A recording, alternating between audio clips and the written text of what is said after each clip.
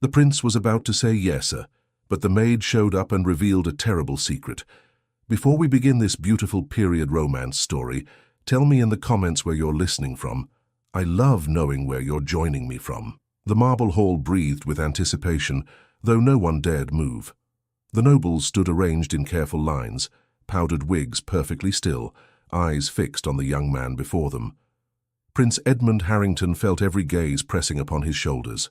The council's question hovered in the air, silent yet weighty. Would he accept the arranged marriage that would bind the kingdom of Westerdale to its most powerful ally?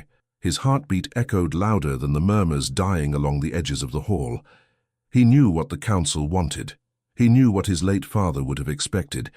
Yet he also knew what he himself felt, though he buried those feelings deep beneath duty. He drew a careful breath, prepared to answer with the calm firmness expected of a future king. But the doors slammed open before he uttered a single word. Every head turned sharply. The sound reverberated through the marble, startling the footmen stationed by the walls. A young maid stood framed in the entrance, her breath shaking, her hands clutching what looked like an old sealed letter. Her cap sat slightly askew, her apron wrinkled as though she had run the entire length of the castle without pause. Edmund blinked, unsure if he should trust his eyes. He recognized her from occasional glimpses in the corridors. Marjorie Wells. Quiet, diligent, never the type to seek attention. Yet here she stood, breaking every rule of conduct. A councillor cried out, "Who allowed her inside? This is a royal session." But Marjorie stepped forward, trembling yet determined. "Your Highness," she said, her voice carrying farther than expected. "Forgive me. I would not intrude if the matter were not urgent. I beg you, hear me before you speak your answer." A wave of indignation rippled through the nobles. Ladies covered their mouths. Gentlemen shook their heads. A maid addressing the prince in the marble hall was something no one could recall happening in their lifetime. Edmund raised a hand, silencing the protests. "Let her speak." Marjorie swallowed hard, approached 2 more steps and curtsied quickly. "My prince," she continued, "the decision you are about to make cannot be complete, not without what I carry." "And what is it you carry?" Edmund's voice, though calm, held an edge of curiosity he couldn't conceal. She lifted the worn letter, a truth hidden for decades. One that touches the crown itself. Whispers erupted again. A truth touching the crown was not something uttered lightly. Edmund motioned gently. "Come forward." Marjorie obeyed, though her steps faltered halfway as if every rule she had ever learned warned her to turn and flee. But she did not. She walked to the center of the hall, the seal of the letter catching the faint glimmer of the chandeliers. The councillors stared as though she were holding a spark in a room full of dry straw. Edmund stepped down from the dais, closing the distance until he stood merely a few feet from her. His tone softened. "You may speak freely. No one here will harm you." Marjorie nodded, though she didn't seem convinced. "Your Highness, I found this letter 2 nights ago, in the north wing, behind a wall panel." A councillor scoffed. "The north wing has been sealed for years. Servants have no reason to wander there." "I know," Marjorie whispered, "but I heard a draft behind the paneling, and when I pressed against it, this fell out. I read it. I should not have, I know, but what it contains—" Her voice caught. "It concerns you." Edmund felt the room tighten around him. "Me?" "Yes, my prince. Your lineage, your future, the alliances built around your name. This letter speaks of matters that were hidden long before you were old enough to understand them." A mild tremor passed through Edmund's chest. He glanced at the council, noticing a few exchanged looks. Too quick, too nervous. "What does it say?" he asked quietly. Marjorie hesitated, clearly frightened. "If I tell you here before them all, I fear some will claim I lie.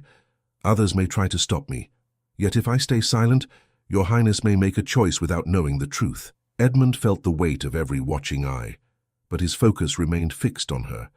There was no guile in her face, only urgency and a fear she tried with all her strength to hide. "You have my trust," he said. "Speak." The hall fell into perfect silence. Marjorie unfolded the letter with trembling fingers. "It is addressed to the royal heir, written many years ago, and it is signed by someone very close to the crown." A councillor closer to the dais stepped forward sharply. "This is madness. A servant brings an old scrap of paper and dares interrupt. Edmund cut him off. You will remain silent until she finishes. Marjorie drew one last breath. The letter speaks of a secret agreement, one involving foreign powers and several members of the council, an agreement meant to influence royal decisions through carefully arranged obligations. She looked up, her eyes meeting Edmund's, including the very marriage you are about to accept. Murmurs grew louder, now tinged with something sharper. Fear. Edmund felt the faintest chill touch him. Explain, he said softly. How could anyone influence decisions made decades apart? Marjorie held out the letter with both hands. This agreement was meant to shape not only the reign of the previous king but the future of the next. It implies that certain alliances were built on false promises, promises made without royal consent. A councillor gasped. Another shook his head vigorously. This is preposterous. Marjorie's voice strengthened. Your Highness, the letter warns the heir of this very moment of being bound by an arrangement formed under false pretenses. Edmund's pulse echoed in his ears. Who wrote it? Marjorie lowered her eyes. Your father's trusted advisor, the one who vanished from the records after a scandal no one ever explained. The hall seemed to freeze. Edmund barely moved. He had heard whispers about the man, vague stories of disagreements behind closed doors, but no one had ever spoken honestly about him. Marjorie continued. He wrote that he feared the council might bury the truth for good. He wrote that he hid this letter where only chance might uncover it. He hoped the heir would find it one day, but I found it instead. Edmund stared into Marjorie's eyes. Why come now? Why interrupt the council? Because once you speak your answer, it becomes binding, she said. If that answer is based on a lie crafted long ago, the kingdom will carry that lie forward. I could not bear the weight of knowing I said nothing. Her courage surprised him. Not dramatic courage, honest courage, quiet but unyielding. Before Edmund could respond, the oldest councillor stepped forward, his voice sharper than it had been moments earlier. This is an outrage. She has no proof of authenticity. That letter could be forged by anyone with idle hands. Marjorie flinched. I forged nothing, I swear it. You expect us to believe a maid managed to uncover a document hidden for decades, read it, and then burst in here out of the goodness of her heart? Edmund's jaw tightened. Do not question her integrity without cause. But the councillor pressed on. Your Highness, she is a servant. She has no place in such matters. If she is truly convinced of this letter's importance, allow us to examine it and determine its legitimacy. Her presence here only disrupts order. Marjorie's breath shook. If I hand it over, it may never be seen again. Gasps rose around the hall. The accusation was indirect but unmistakable. The councillor's face reddened. She insults this council. Remove her at once. Edmund stepped forward sharply. No one will remove anyone. The councillor raised his voice.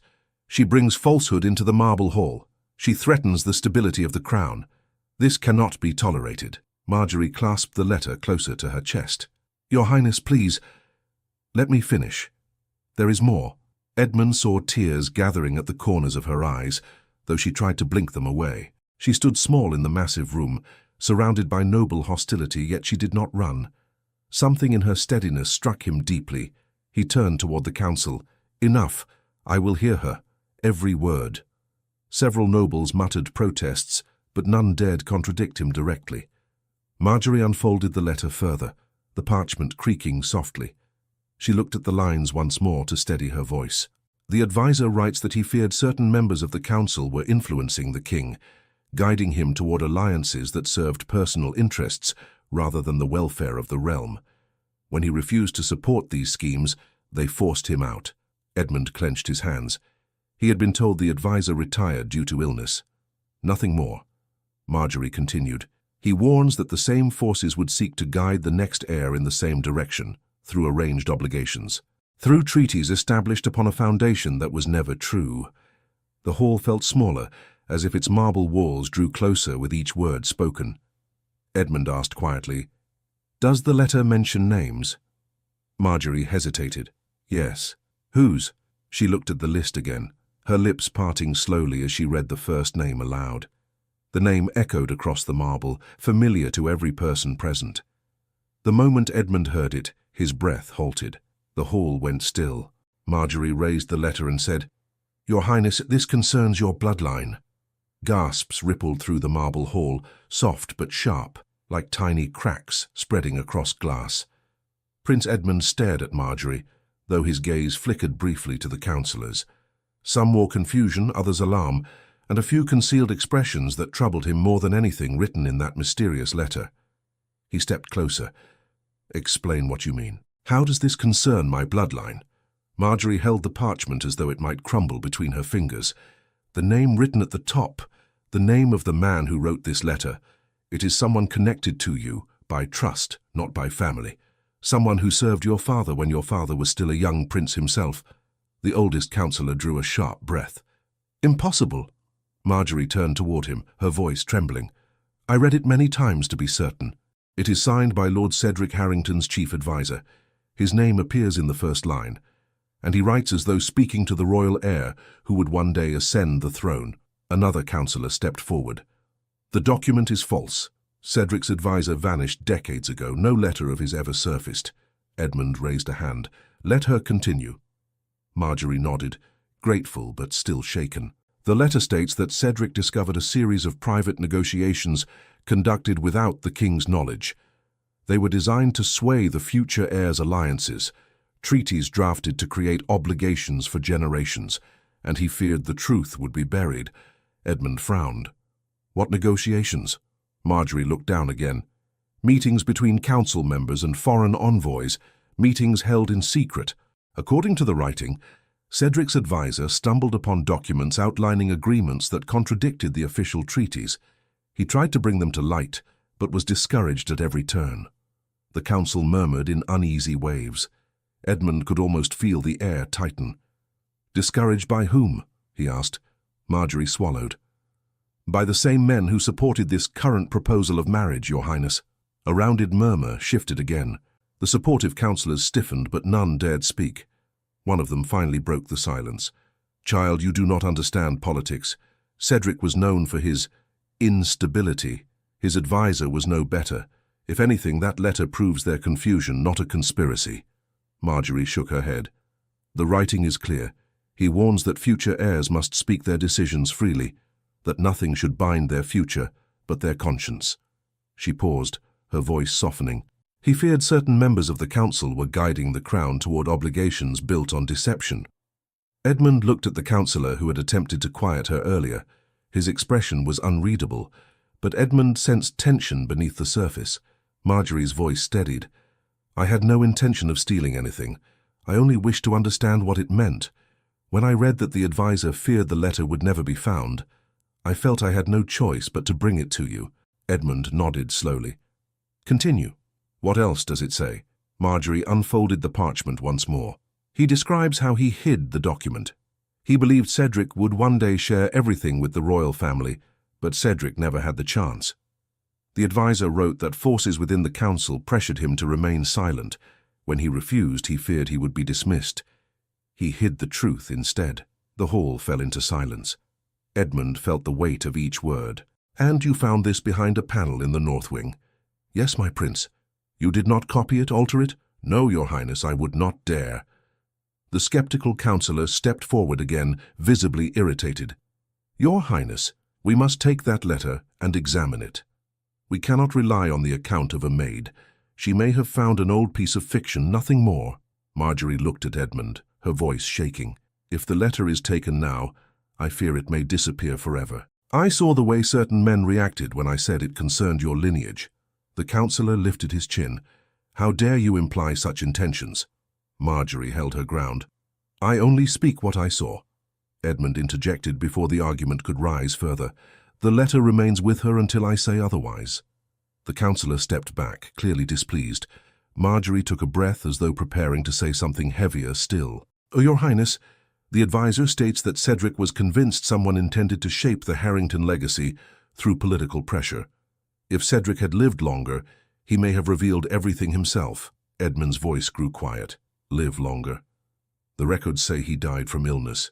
Marjorie looked up at him with wide, troubled eyes. The advisor doubted that explanation. He writes with fear, not of illness, but of being silenced. She lowered the parchment.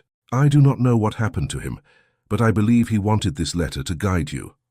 The moment hung heavy. Edmund sensed shifting alliances in the hall. Some nobles avoided his eyes.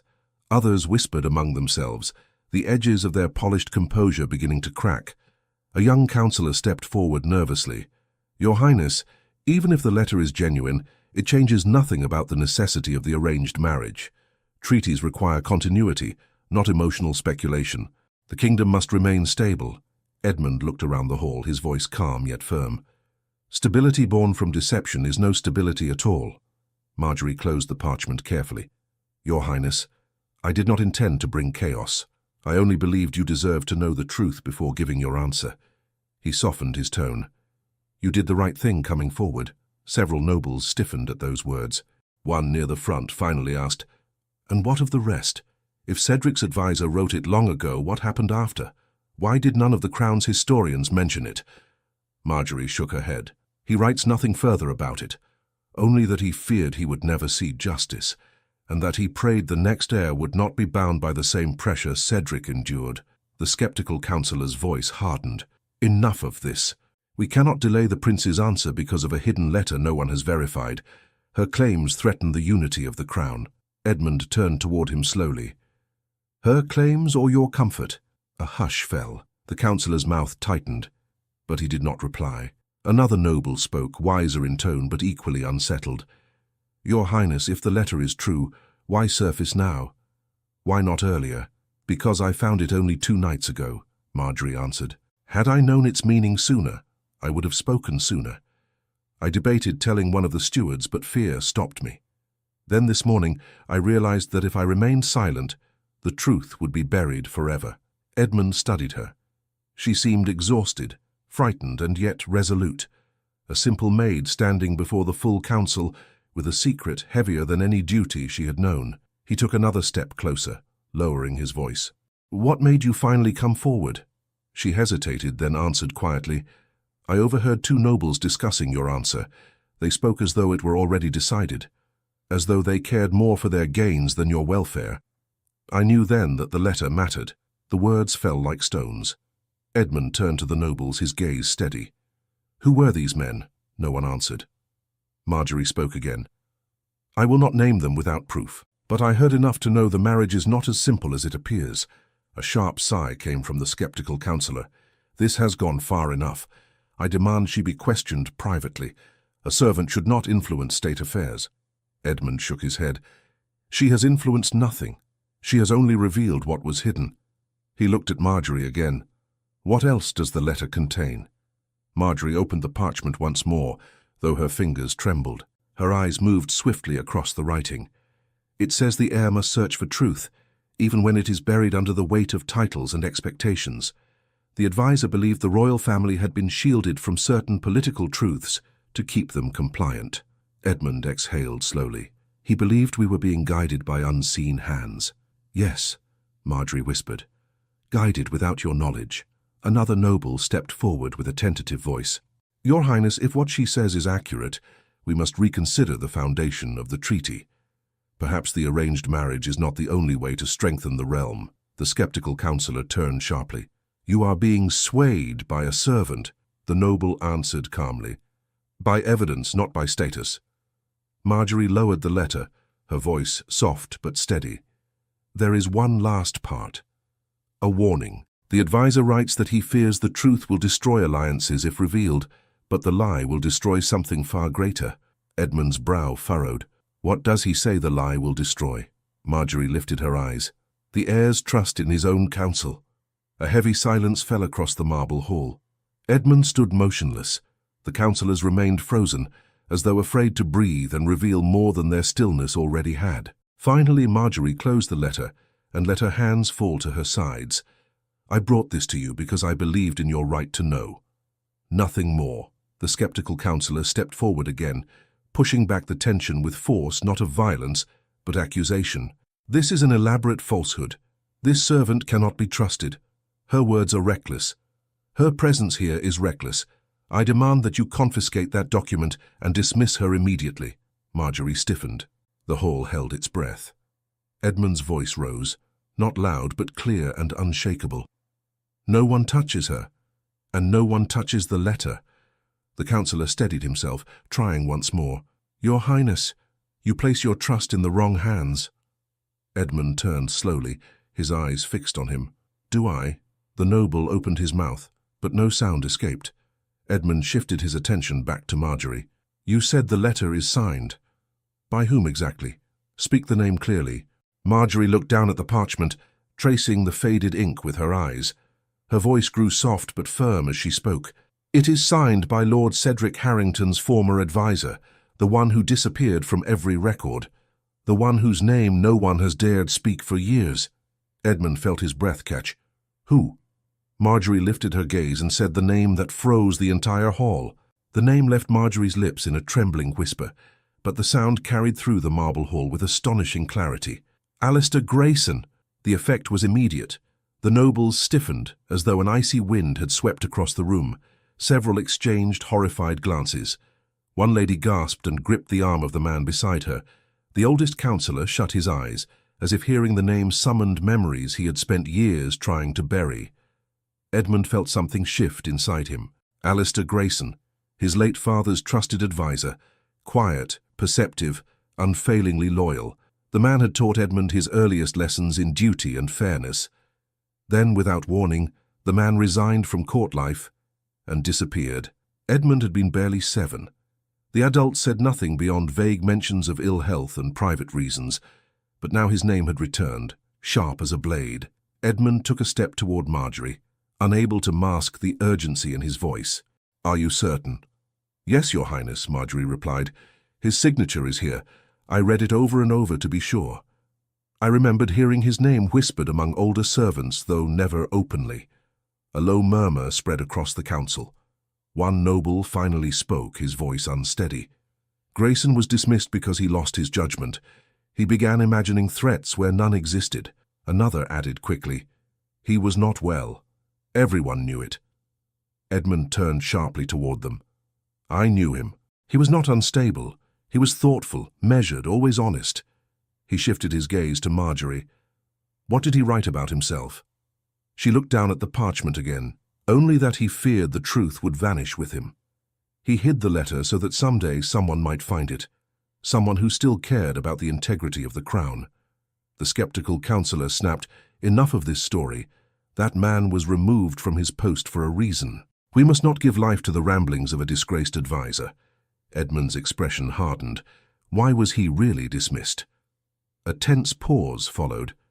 The nobles looked from one another, but none stepped forward to answer. Marjorie took a small breath. Your Highness, the letter says he faced pressure from multiple council members.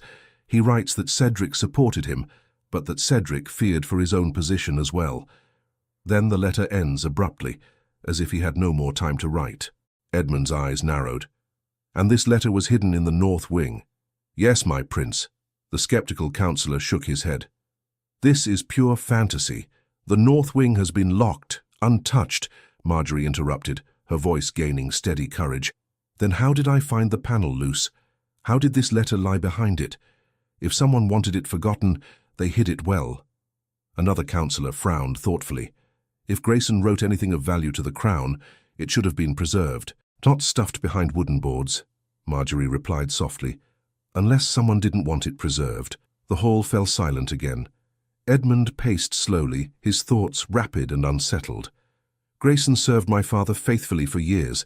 He guided him through difficult councils. He had no reason to lie. He turned toward Marjorie. What else does he say of Cedric? She checked the letter once more.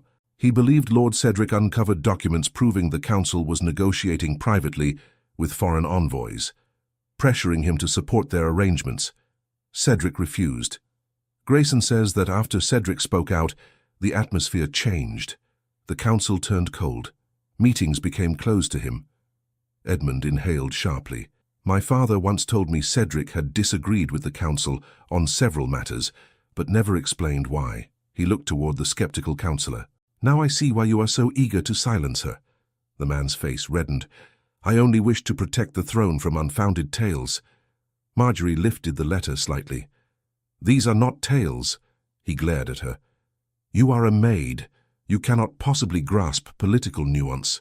Her voice wavered, but she held her ground. I do not pretend to understand everything, but I know truth when I see it. A few nobles shifted uncomfortably. One whispered, "She is braver than half this council." Edmund stepped forward. "Let the letter speak. What events does Grayson describe exactly? Not vague fears, specific actions." Marjorie nodded and scanned the next lines. "He writes that Cedric found correspondence between two council members discussing how to ensure the next heir remains aligned with the obligations set forth.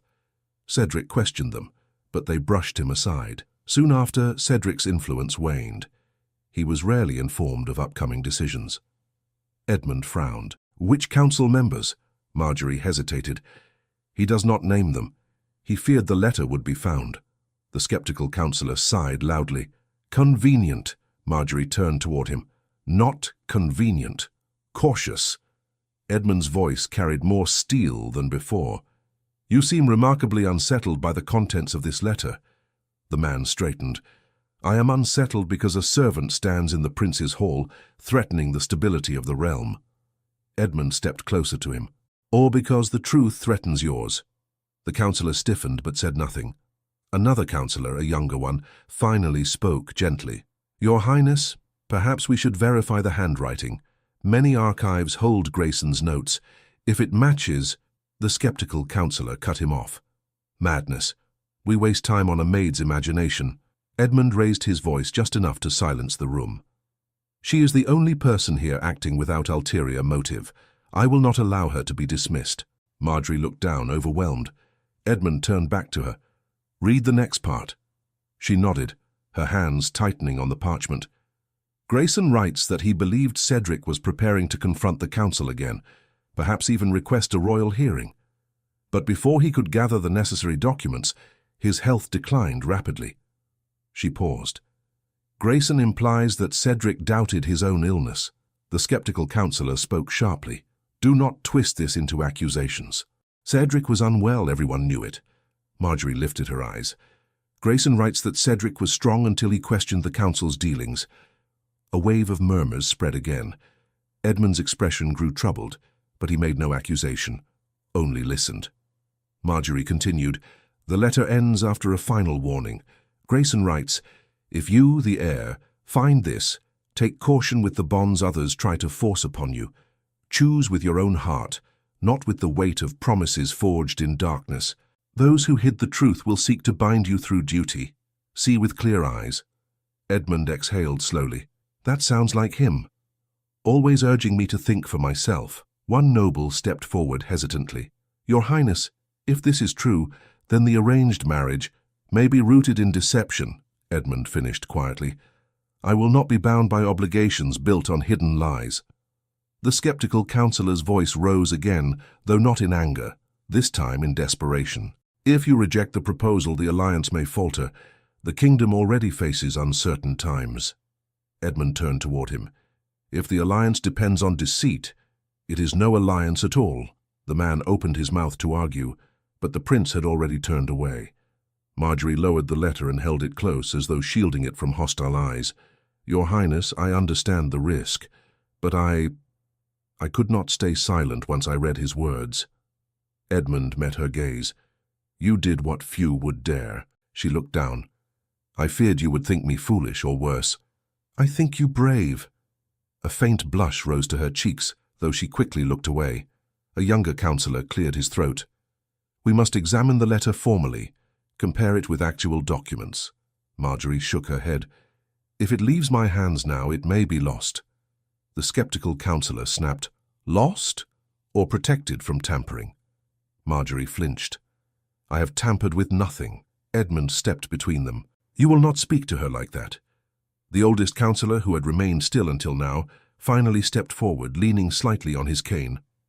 "Your Highness, I served during Grayson's time. I remember him well. He was thoughtful, loyal, but he grew troubled in his last years." Edmund's eyes flickered. "Troubled how?" The man hesitated. "He believed too strongly in hidden motives. He questioned the council excessively." Marjorie asked quietly. "Or perhaps he questioned the wrong men." The hall froze again. The eldest councillor looked at her thoughtfully. "You speak boldly, child." "I speak only what I read." she replied softly. Edmund turned to the elder. Did you ever hear of Cedric questioning foreign negotiations? The older man hesitated. There were whispers, small disagreements and nothing more.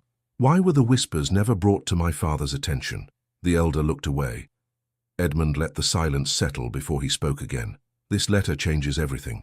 Marjorie offered the parchment to him. If you wish to read it yourself. Before he could take it, the skeptical counselor lunged forward, not violently, but with sudden urgency, reaching for the letter. Hand it over at once. Marjorie recoiled, clutching the parchment against her heart. Gasps rose. The movement was quick, unrestrained, and utterly improper. Edmund's voice thundered through the hall, sharp enough to halt every breath.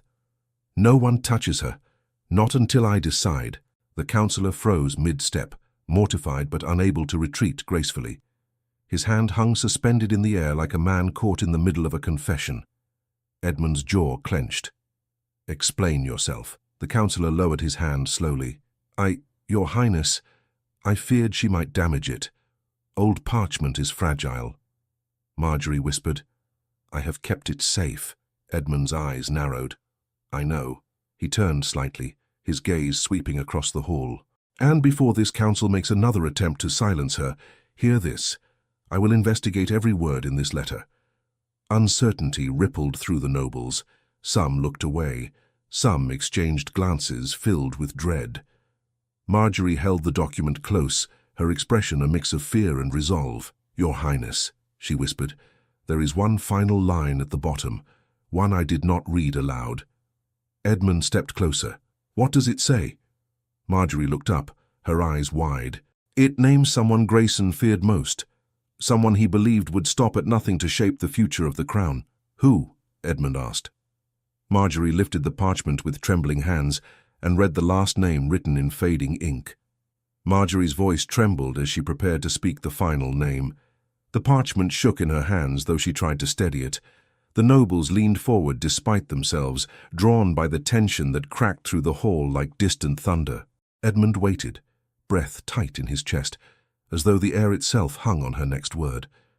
But Marjorie hesitated.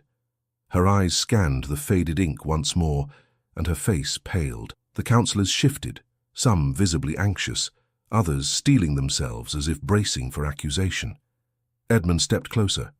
Say it, Marjorie swallowed. Grayson feared one man above all others, the one he believed orchestrated the secret negotiations, the one he thought capable of guiding every royal decision for years to come. The skeptical councillor lifted his chin. This is absurd. A final flourish of paranoia. Marjorie's voice softened. It says, beware the one whose counsel is sought by all, yet trusted by none. Beware Lord Percival Monroe. Gasps spread across the hall. Eyes turned, slowly, inevitably, toward the tall, impeccably dressed councillor standing near the centre. Lord Monroe, whose face remained immobile, wore his usual mask of calm dignity. Yet beneath that calm a faint twitch betrayed him. Edmund stared at Monroe, shocked. My father trusted you. Monroe lifted a hand in polite acknowledgement. He did, and I served him faithfully. Grayson believed otherwise. Grayson grew suspicious of everyone in his final years, Monroe replied, his voice smooth, almost rehearsed. Your Highness, do not allow yourself to be swayed by the ramblings of a man who lost his judgment. Marjorie, though trembling, stepped forward. Grayson did not lose his judgment. His writing is clear, focused. He warns that Lord Monroe influenced Cedric's decisions and later tried to shape the path for the next heir. Monroe remained composed. The Maid ventures far beyond her station. Edmund's tone sharpened. She may be a maid, but she brought truth into this hall. You will not dismiss her so easily. Monroe clasped his hands behind his back. Your Highness, I do not fear inquiry. Examine every archive, every record. You will find nothing amiss. That is precisely what concerns me, Edmund replied. Records can be erased. A ripple of unease moved through the nobles. Some exchanged glances, clearly wrestling with doubt. Marjorie held the letter out slightly. There is more. Grayson implies Monroe held influence over the council, long before you ascended to the role of heir, Monroe answered calmly. Influence, yes, but only the influence earned through years of loyal service. Edmund searched his face. Why did you never speak of Cedric's concerns? Munro shook his head. Cedric shared little after the illness overtook him. If he suspected anything, he confided in no one.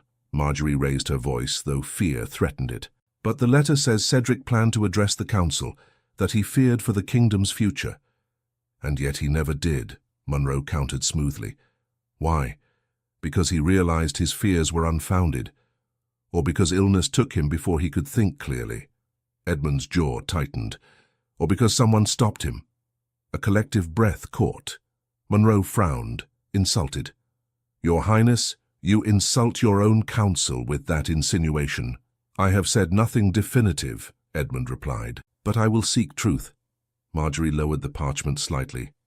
Your Highness, and Grayson writes that Munro sought alliances not out of devotion to the crown, but to secure influence over the future heir. That he believed guiding the heir meant guiding the realm. Munro gave a soft laugh. Does that truly sound like a danger?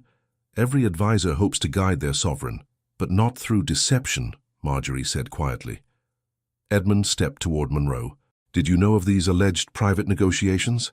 No, Munro answered immediately. Marjorie whispered, the letter says twice that Munro was present at discussions Cedric was excluded from. Munro smiled without warmth. Grayson never attended our meetings. How would he know? Edmund studied him. Because Cedric told him. For the first time, Munro's expression faltered. Marjorie continued, voice steadier now. Grayson feared that Munro would manipulate future decisions, treaties, alliances, even personal choices made by the heir. Edmund's eyebrows rose. Including my marriage? Munro hesitated. Your Highness, the arranged marriage serves the realm, that is all. Nothing more. Why propose it so urgently? Edmund asked. Why insist I give my answer today? Munro remained silent for a moment too long. Marjorie stepped back slightly, aware she had reached the most dangerous part of the truth. She clutched the letter tightly. The arrangement was never meant to benefit the crown, she said. According to Grayson, it was meant to benefit those who stood to gain from the resulting treaty.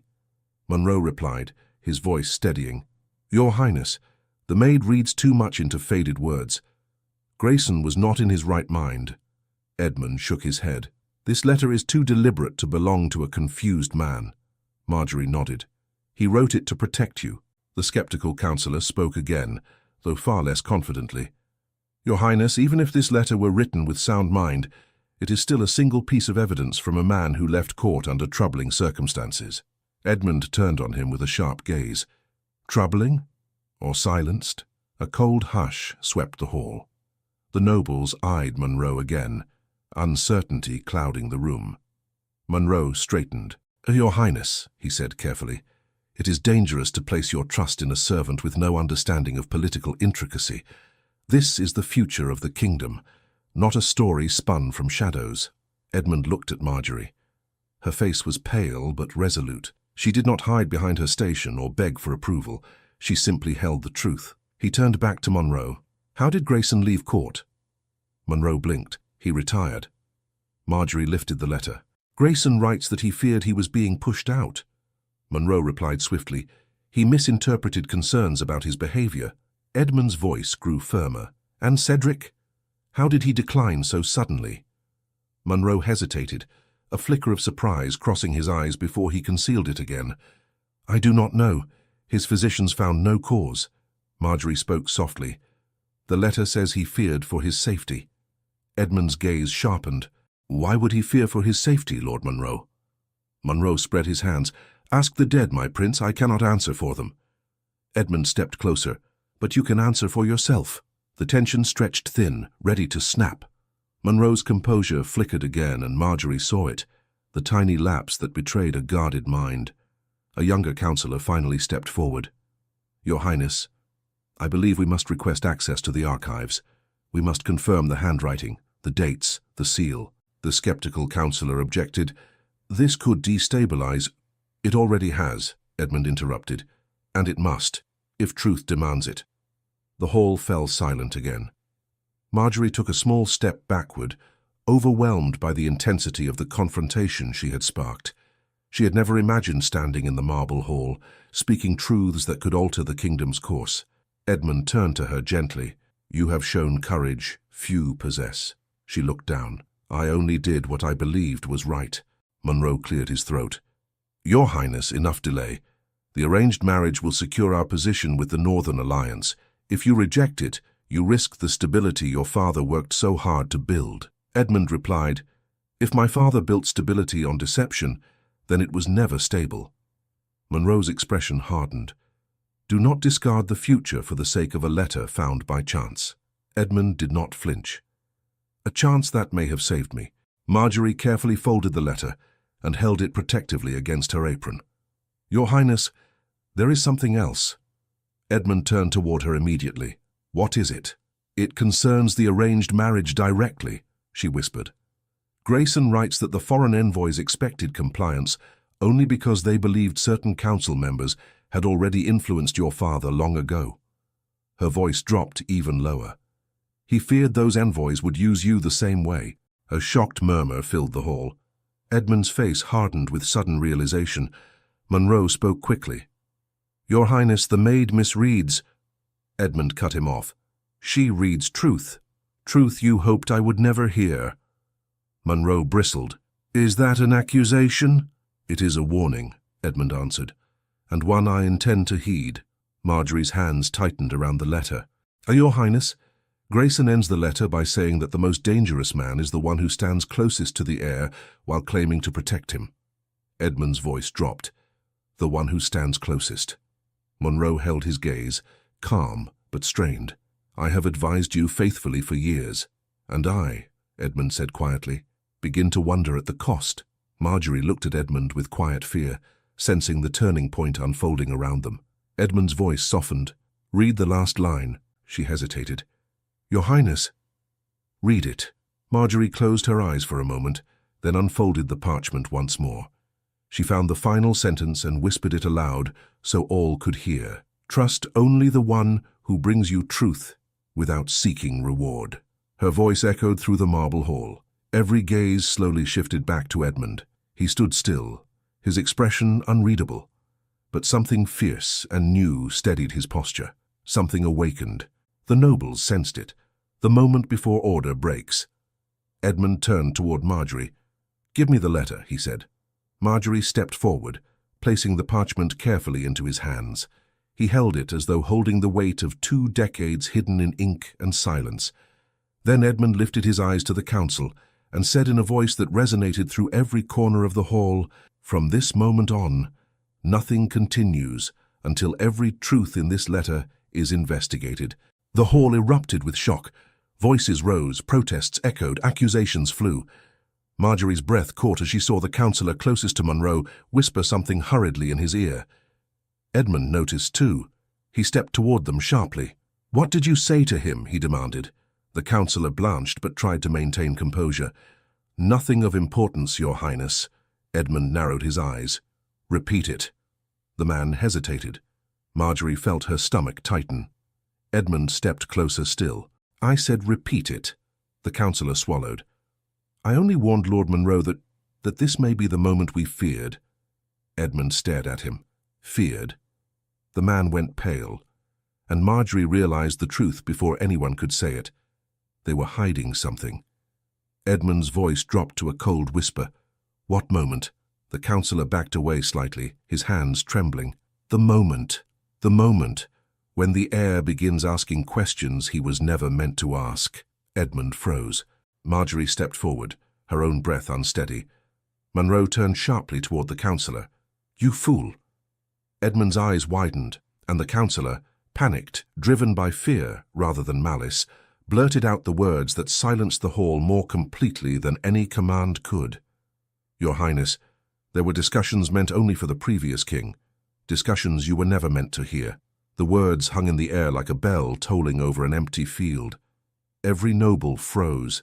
No one breathed. It seemed impossible that anything could follow such a confession, yet silence alone could not contain what had just escaped. Prince Edmund stared at the councillor who had spoken, his expression unreadable at first.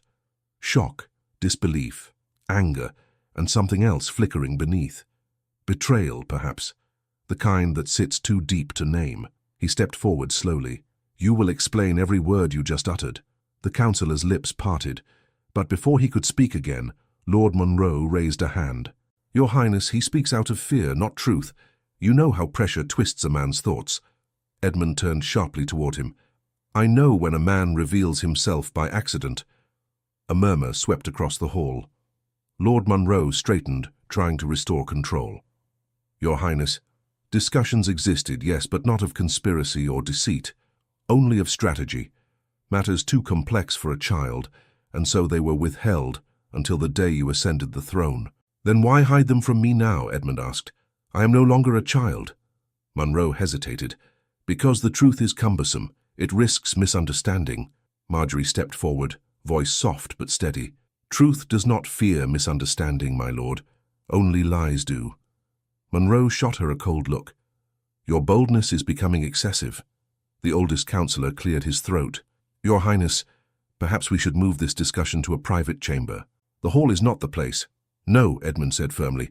"The hall is precisely the place. If my council has withheld truths for years, then they will answer for it before every witness present." Monroe sighed. "Your Highness—" Edmund raised a hand. "Enough!" Marjorie swallowed, sensing the storm gathering. She kept her hands close to her apron, the air around her charged with the aftershocks of what had been revealed. The nobles whispered anxiously. A few councillors drew close to each other, exchanging quick, panicked glances that did nothing to help their innocence. Edmund returned his gaze to the nervous councillor. "You said these discussions were meant only for the previous king. Explain what they concerned." The man stuttered. It was only a matter of alliances, Your Highness. Treaties to strengthen the crown. Nothing more." Marjorie spoke gently. "If that were true, there would be no reason to keep them hidden." The councillor looked from her to Edmund, uncertain which gaze frightened him more. "Your Highness, these were delicate negotiations. Your father wished to protect you from burden until necessary." "That may be," Edmund replied. "But why hide them after his death?" Monroe answered. "Because the world has changed. The crown faces new challenges. Some truths," Marjorie interrupted, "some truths threaten those who twisted them."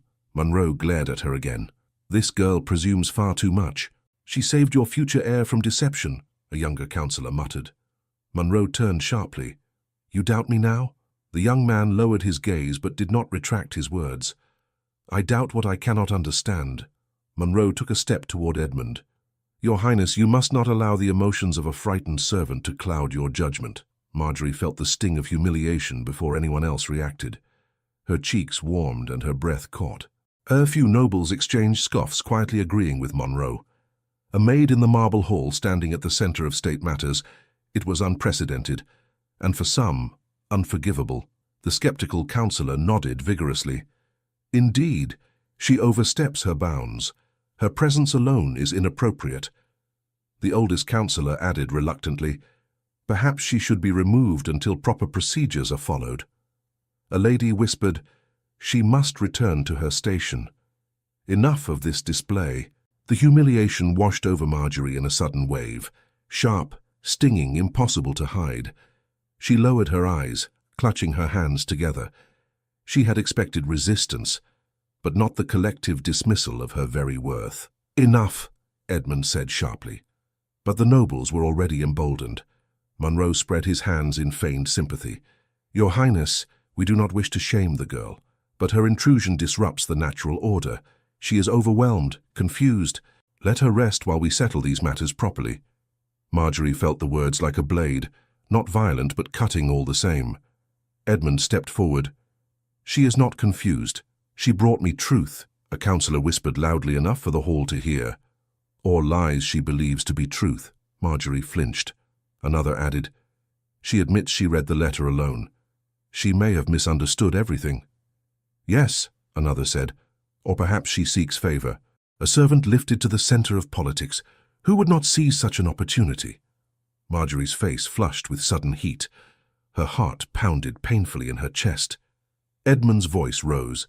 "You will not insult her." But the words struck too late. The damage had already begun. Marjorie backed a small step, unable to stop the tremor in her hands. She looked at Edmund with eyes that begged forgiveness, not for her actions, but for being the cause of such chaos. He moved toward her. "Do not step back. You have done nothing wrong." But Monroe's voice carried through the hall with cutting authority. "Your Highness, if this maid truly brought truth forward out of loyalty to the crown, she should be relieved from this pressure immediately. She is not trained for such matters." Marjorie opened her mouth to protest, but her voice failed her. One noblewoman added sharply, "She stands here as though she were of our rank. Absurd." Whispers grew louder. "Impertinent girl, seeking importance, meddling in affairs beyond her comprehension." A footman by the wall lowered his gaze, clearly pitying her. Marjorie took a breath, but shame filled her lungs. She clasped the letter tightly, afraid it might be pulled from her hands at any moment. Edmund's anger simmered beneath his calm exterior, but even he could not quiet the hall at once. He turned toward the councillors. "Her courage surpasses any of yours." The skeptical councillor stepped forward. "Your Highness, you forget yourself. She is a servant. She speaks from emotion, not reason. Every noble here sees that." Marjorie's voice finally returned, small but trembling. "Your Highness, perhaps they are right. I never meant to stand above them. I only wished to warn you." Edmund looked at her sharply. "Do not allow them to shame you." Monroe stepped in again. "She is shaking, Your Highness, clearly overwhelmed. Her words are guided by fear. Remove her from this chamber and let the council speak with clarity." This time humiliation struck differently. It was not sharp, it was heavy, a weight pressing Marjorie downward until she felt impossibly small. She had risked everything to bring the truth into the light, yet now she stood alone in a sea of noble disdain. A maid, a girl, a nobody. She could almost hear their thoughts. She forced a breath. "Perhaps I should leave," she whispered. "No," Edmund said immediately, but Monroe spoke over him. "Your Highness, if you want the council to confess anything at all, you must create an environment free of pressure. A servant watching us, judging us. How can we speak freely?" Marjorie blinked. Judging them? She had done nothing of the sort. Edmund clenched his jaw. Marjorie is not the obstacle here. But the nobles continued. She must be escorted out. She disrupts the balance. She should not hear state matters. A few voices rose with unexpected cruelty. She is seeking attention. She is lying to secure her future. Marjorie felt her breath falter. Her humiliation was complete, not because of the accusations, but because she could not defend herself without appearing even more improper. She turned slightly away, fighting tears. Edmund stepped toward her. "Marjorie, look at me." She did, and in her eyes he saw the beginnings of shame that was not her burden to carry. He faced the council. "This is your doing. You humiliate an innocent girl because you fear the truth she revealed." Monroe's tone softened with false patience. "Your Highness, humility is appropriate for her station." Humility. The word cut deeper than any accusation. Marjorie bowed her head. She whispered, "Forgive me, Your Highness, I have caused you trouble." "No," Edmund said with conviction. "They caused the trouble, not you." But the councillors sensed an opportunity. One called out, "If she is innocent, let her withdraw. Allow us to speak candidly." Another added, "Her continued presence only complicates matters." Marjorie felt trapped, cornered by a storm she had unleashed but never meant to face alone. Edmund turned back to the councillors with fire in his eyes. "You think removing her will silence the truth? You think hiding behind protocol will save you?" Monroe spoke softly. "Your Highness, if she remains, the council will not proceed." Edmund stared at him, stunned. "You dare impose conditions on me?" "We dare insist on order," Monroe replied. "You must choose." Gasps filled the room. Marjorie whispered behind him, "Your Highness, please. This is not worth conflict." Edmund turned toward her, his face caught between fury and heartbreak. "You have done nothing wrong." Tears burned behind her eyes. She wished she could believe him, but the council had taken its stance, and every noble leaned toward that single position. Remove the maid. Monroe seized the moment. "Your Highness, if you refuse to restore order, the council will be forced to suspend this session." Marjorie stepped back again, barely breathing. Her voice trembled. "I do not wish to be the cause of division." Edmund reached toward her. "Marjorie," but Monroe cut sharply. "Choose, Your Highness. Your council or your maid." The words echoed like a hammer striking stone. The nobles watched, breathless. Marjorie waited, heart pounding. Edmund froze, and Monroe, sensing victory, added one more soft, poisonous line. "Send her away and we will speak freely." Edmund's silence filled the hall. Marjorie lowered her eyes, feeling the full weight of her downfall. Shame and helplessness wrapped around her like chains. She turned slightly away, fighting the tears she could no longer hold back. And Monroe, seeing her falter, pressed the final blow. "Your Highness, she is only a maid." Marjorie felt the words pierce straight through her. Edmund looked at her, torn between duty and instinct, between the council's demands and the loyalty she had shown him. He opened his mouth to speak, but before he could finish, Monroe stepped closer and whispered loudly enough for all to hear, "A future king cannot be swayed by a servant." Marjorie's breath broke, and Edmund, crushed between their eyes and hers, finally whispered her name. "Marjorie." Edmund's whisper hung in the air, a fragile thread stretched between them. Marjorie felt it tremble, then strain under the weight of 100 watching eyes. She did not dare lift her head. If she looked at him now, she feared she might break where she stood. The council pressed in around him like a wall, silent but immovable. Every noble waited for his decision, and for a moment Marjorie believed he might choose them, not because he wished to, but because tradition demanded it. She had known this might happen. She had told herself she was ready, but the ache rising in her chest proved she was not. Edmund stepped toward her anyway. His voice softened. "Marjorie, look at me." She did not. She could not. To lift her eyes meant allowing him to see her hurt, and she had spent her life ensuring no one ever saw it. A councillor near Monroe cleared his throat sharply. "Your Highness, the session cannot proceed until the servant is dismissed," another added. "She disrupts the order of the court. That alone is reason enough." Marjorie pressed her fingers into her apron, steadying herself. She breathed slowly, trying to reclaim the courage she'd held earlier, but humiliation clung stubbornly to her like damp fabric. Edmund looked back at the nobles, his jaw tightening. "She revealed the truth that all of you avoided," Monroe replied with a calmness too careful to be sincere. "Truth delivered improperly is more dangerous than silence." "Silence," Edmund repeated, bitterness sharp in his voice.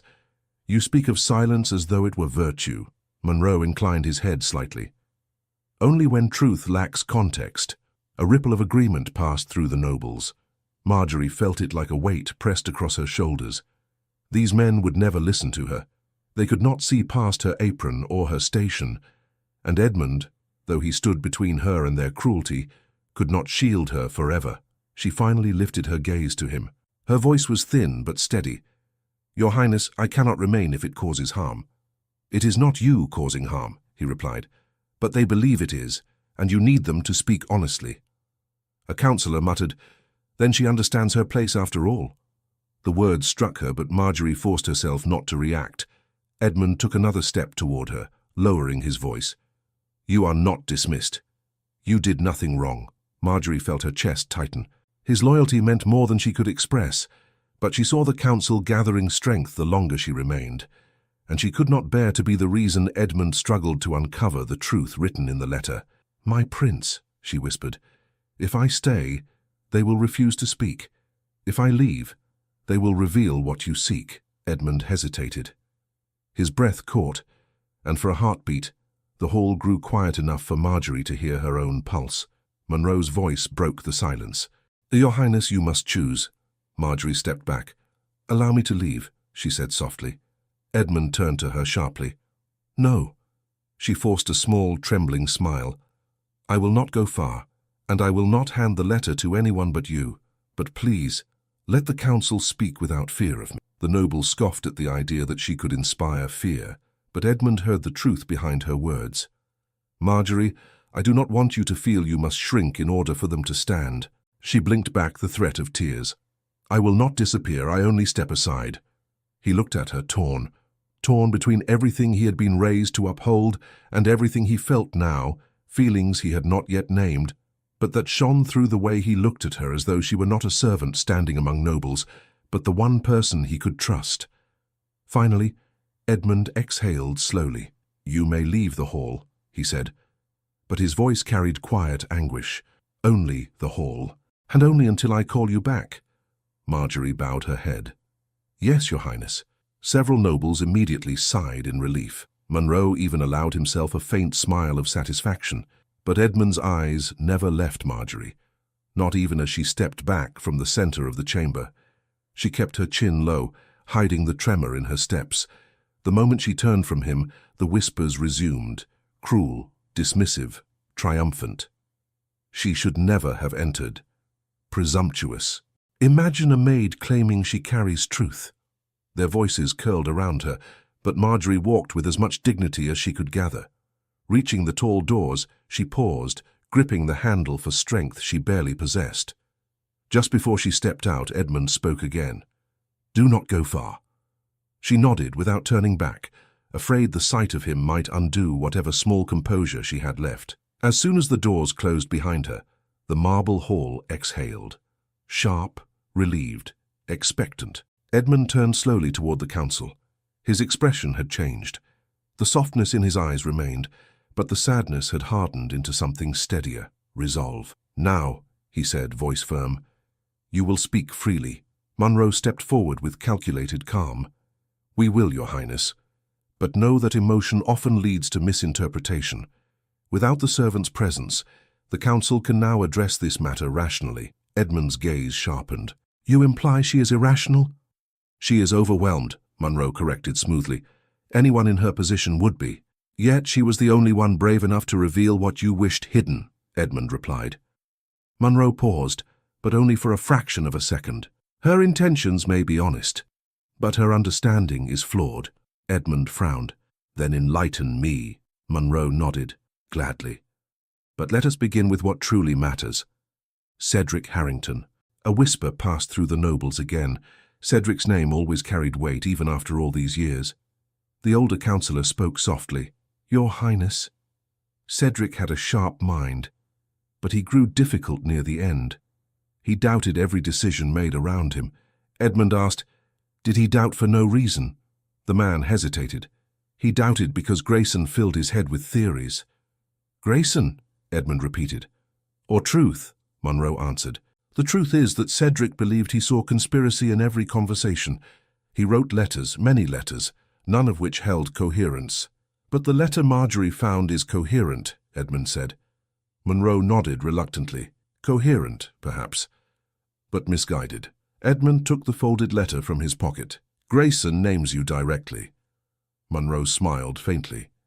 He was fond of exaggeration. He accused you of influencing the future heir. And every advisor influences the heir, Munro replied smoothly. That is our duty. Edmund's jaw tightened again. A younger councillor stepped forward nervously. Your Highness, if I may, there were indeed meetings Cedric was not invited to, but not for secrecy. He was ill. He missed many sessions. Munro nodded in agreement. His absence caused misunderstandings, nothing more. Edmund looked at him sharply. Cedric missed meetings, or was excluded. Munro held the prince's stare. Excluded only when he could not attend. And the negotiations with foreign envoys? Edmund continued. Were they as innocent as you claim? Munro hesitated for the briefest moment, just long enough for Edmund to catch it. They were formal, he said at last. Proper. Necessary.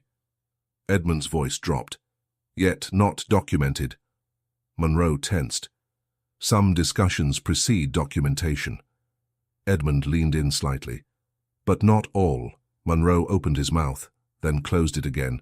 Around them, nobles shifted uneasily. The doubt in the room had begun to shift direction, away from Marjorie and toward Munro himself. Munro sensed it. His posture straightened. Your Highness, records or no records, every decision made then was made to protect the crown. If you believe Grayson's warnings over your council's loyalty, you risk unraveling everything your father left you. Edmund said nothing at first. He stood still, the letter held tightly in his hand. Then he asked quietly, Why did my father never speak of Cedric's concerns? Munro replied almost instantly. Because Cedric's concerns were unfounded. Edmund's voice grew barely audible. Or because they were never allowed to reach him. A ripple of tension spread again. Munro stepped closer, too close. Your Highness, You tread into dangerous ground. Edmund turned toward him, eyes steady. Truth is not dangerous. Lies are. For the first time, Monroe faltered. A noble in the third row whispered nervously, "Perhaps Grayson's warnings were not madness after all."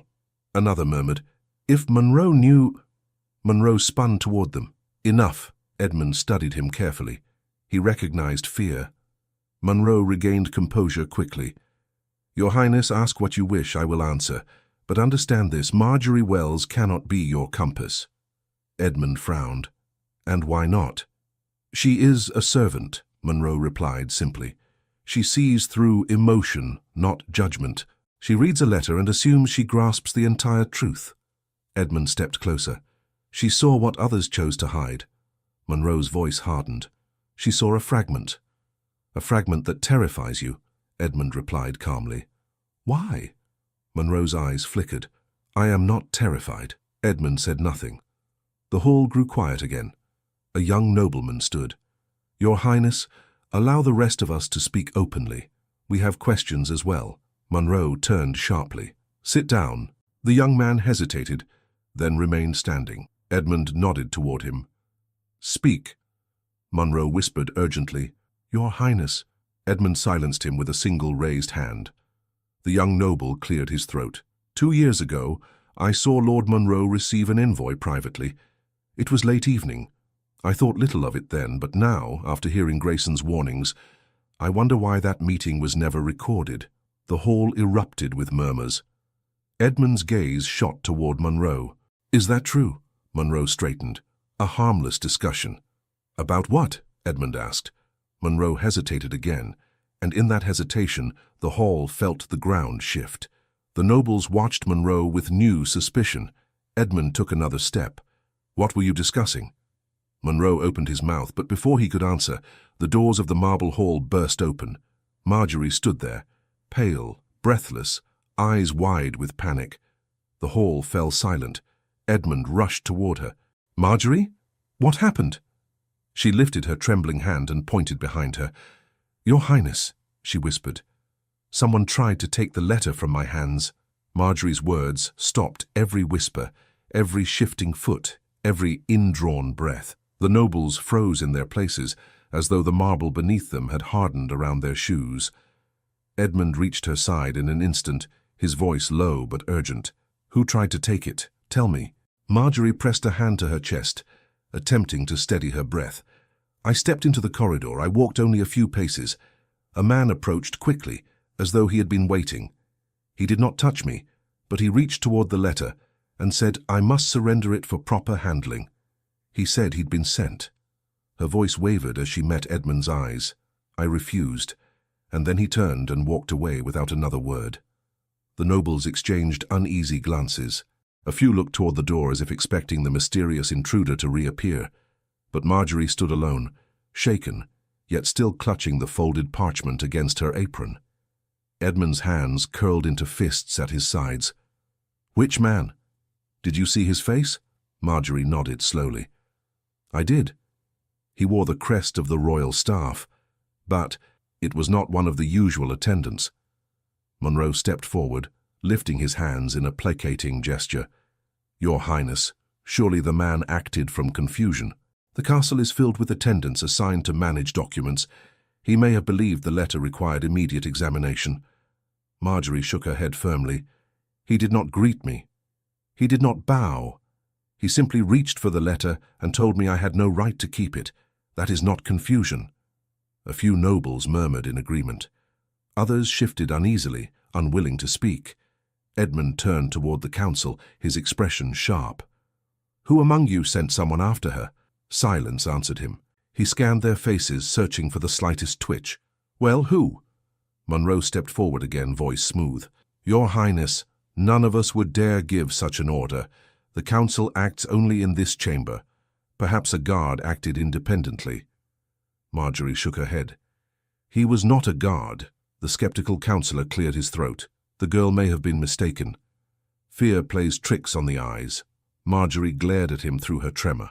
"I know what I saw." Edmund looked between them. "She would not invent this." Monroe lifted a brow. "But she is frightened. Anyone would be in her position." Marjorie closed her eyes for a moment, as if gathering her strength. Fear does not erase memory.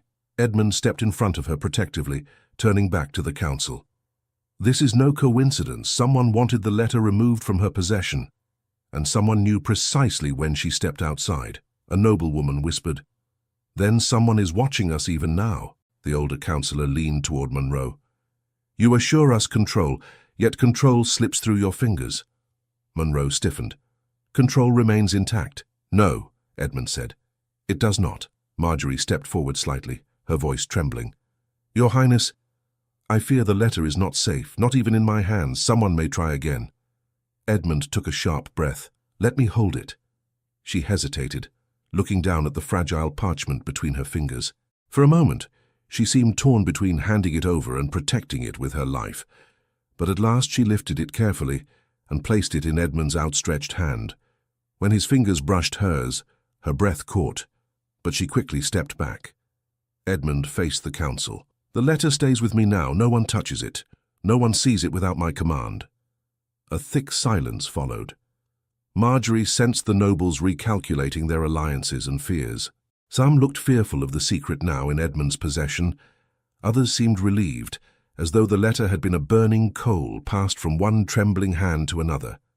The young nobleman from earlier spoke up. Your Highness, may I ask something? Edmund nodded. Speak. The young man looked toward Monroe. If the letter threatens no one, why would anyone seek it? Monroe answered quickly. To secure it, of course. To ensure it is not mishandled. The noble shook his head. But your Highness already declared it must remain with him. Why retrieve it at all? Monroe's eyes narrowed. Because perhaps someone misunderstood his order. Edmund studied him. Or because someone feared what the letter contains. Marjorie saw Monroe's jaw tighten.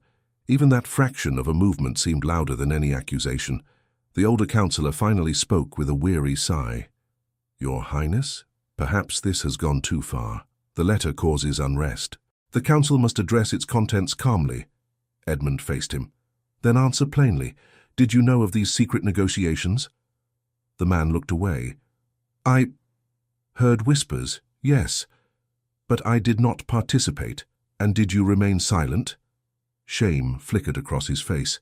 I did. Edmund turned toward the room, his voice rising with controlled force. Does anyone else admit to remaining silent? The hall stayed painfully still. Marjorie felt pain tightening her chest. She had known corruption lurked in the shadows of power, but seeing it confirmed, seeing nobles shrink beneath Edmund's gaze, struck her deeply. Edmund held the letter at his side. Every moment of silence strengthens my belief that Grayson told the truth.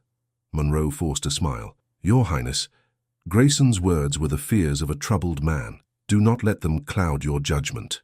Edmund approached him slowly. A troubled man predicted you by name. Monroe's eyes flicked toward the nobles. And none here believe his claims. A second nobleman spoke hesitantly. I do not know what to believe, but I know this. Rightly or wrongly, Lord Monroe has accumulated more influence than any advisor before him. Another woman added, and influence that grows so quietly, Kanks, is rarely innocent. A ripple of uncertainty moved across the council. Monroe's voice sharpened. You question my loyalty? Edmund answered for them. I question everything now. Marjorie's heart pounded. She had never witnessed such raw confrontation in the marble hall. Everything she had feared. The nobles' anger, the council's resistance, the fragile balance of power was playing out before her eyes. Monroe stepped forward, trying to reclaim authority. Your Highness, you are allowing suspicion to guide you. Grayson misinterpreted events. Cedric misinterpreted Grayson. And now this girl misinterprets the letter.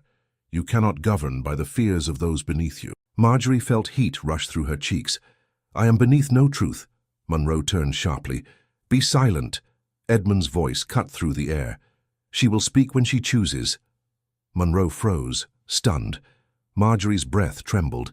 Edmund's defense warmed her, steadied her, carved a tiny space of safety in a hall filled with hostility. The young nobleman stepped forward again. Your Highness, may I ask the maid something? Edmund nodded. Ask. The nobleman faced her. Marjorie Wells, why did you bring the letter here? You could have delivered it privately. Why risk humiliating yourself before all of us? Marjorie swallowed, but she answered with firm clarity. I feared that if I delivered it in secret, someone would take it, before His Highness could read it. Here at least it would be seen, heard. Impossible to bury, Edmund nodded slowly. She thought more wisely than all of you. Monroe exhaled sharply, losing his patience. Your Highness, you place dangerous faith in this girl. She is no scholar, no advisor. She read a letter hidden for decades and built conclusions from shadows. Marjorie stepped forward. I built conclusions from a man's last truth. Monroe turned to her, his voice low and icy. You know nothing of statecraft. Nothing of us. Marjorie lifted her chin. I know fear when I see it. And you are afraid. Gasps filled the hall. Edmund watched Monroe with new caution. Is she right? Monroe hissed through clenched teeth. I fear only the chaos she creates. Truth is not chaos, Edmund replied, but lies cause kingdoms to fall. Monroe's eyes flickered with something, anger, frustration, or something darker. Marjorie took a breath. Your Highness, there is more in the letter. Grayson writes that those who manipulate the heir will try to isolate him. They will attempt to choose who stands at his side, who is worthy, and who must be dismissed. Edmund froze. Monroe stared at her.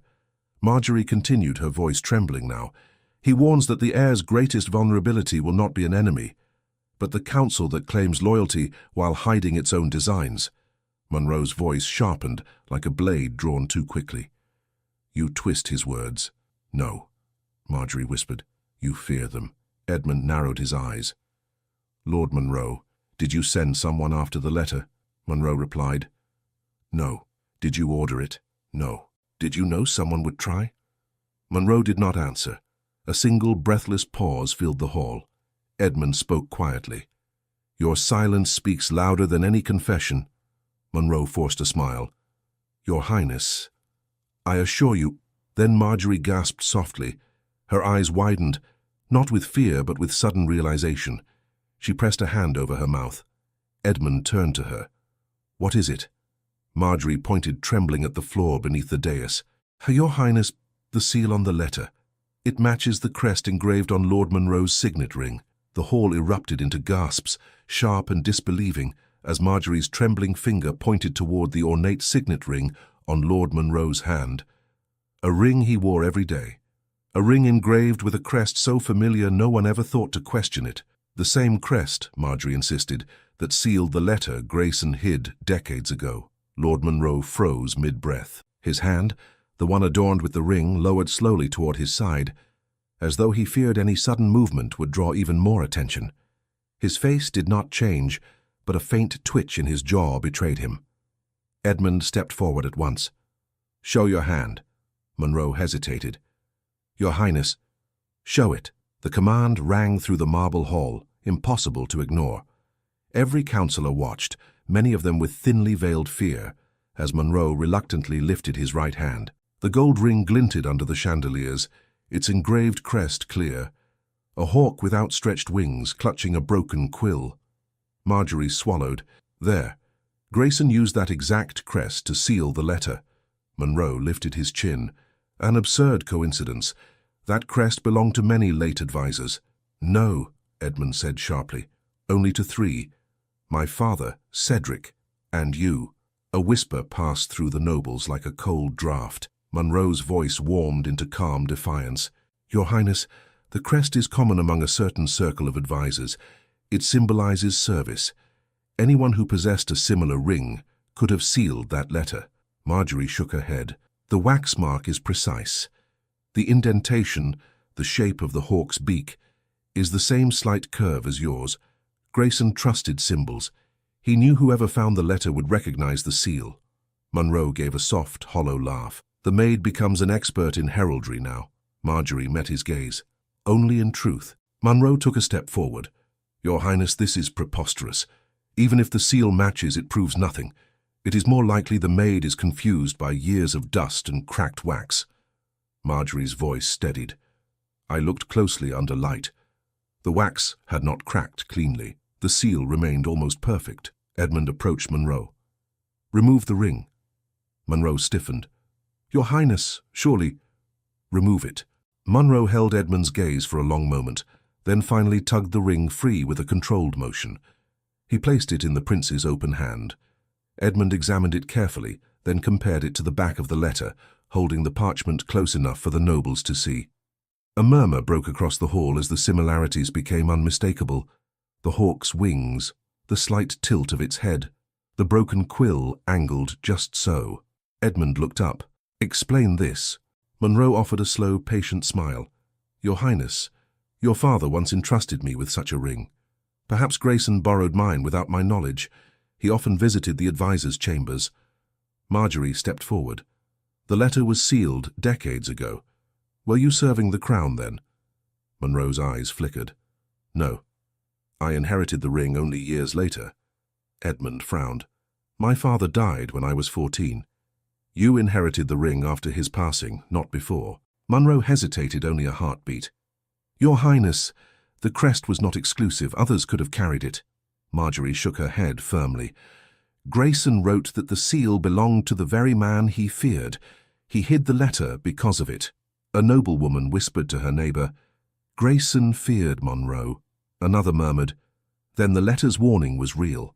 Edmund closed his hand around the ring. Lord Monroe, did you know Grayson personally? Monroe answered too quickly. Barely, Marjorie interjected softly. Grayson wrote that you met often. Monroe glared at her. He wrote many things, most false. Edmund's tone sharpened.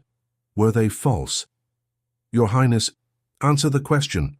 Monroe straightened, a flicker of irritation slipping through his calm posture. I met Grayson only to perform my duties, nothing more. Edmund stepped closer.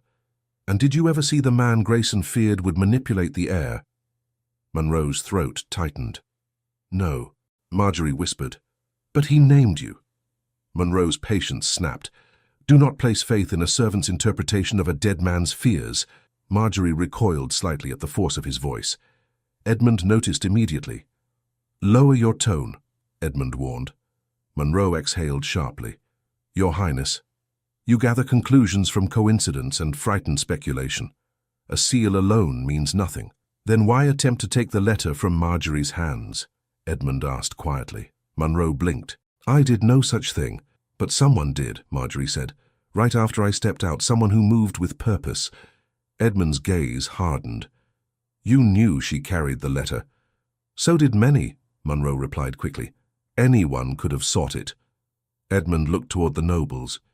Did any of you send someone to seize the letter? A wave of shaking heads answered him. Not one councillor admitted to it. Not one dared. Edmund returned his attention to Monroe. Your seal, your influence, your name in Grayson's final warning, and a man trying to take the letter moments after you insisted it be removed from her hands. Monroe's voice dropped to a quiet, cutting tone. Your Highness, I have served you faithfully. I have protected you. Your father trusted me. Did he? Edmund whispered. The question broke something in the air. Monroe opened his mouth to respond, but the councillors had begun murmuring among themselves. Doubts bloomed across their faces like unwelcome flowers. Some stepped back from Monroe. Others watched him with narrowed eyes. One young councillor finally spoke. Your Highness, I too saw Monroe meet privately with foreign envoys. Years ago. It troubled me then, but I said nothing. Monroe turned sharply. You lie. The young man shook his head. I remember clearly. It was raining that night. You left the West Wing after the rest of us retired. Another noblewoman added. I overheard him discussing matters not yet approved by the council. Monroe's eyes widened. This is madness. These are old misunderstandings. Marjorie stepped forward. Or truths finally spoken. Monroe whirled toward her. You have caused enough damage. Edmund stepped between them. You will not address her again. Monroe held Edmund's gaze. She is a maid. Nothing more. Edmund's voice carried across the hall, low and dangerous.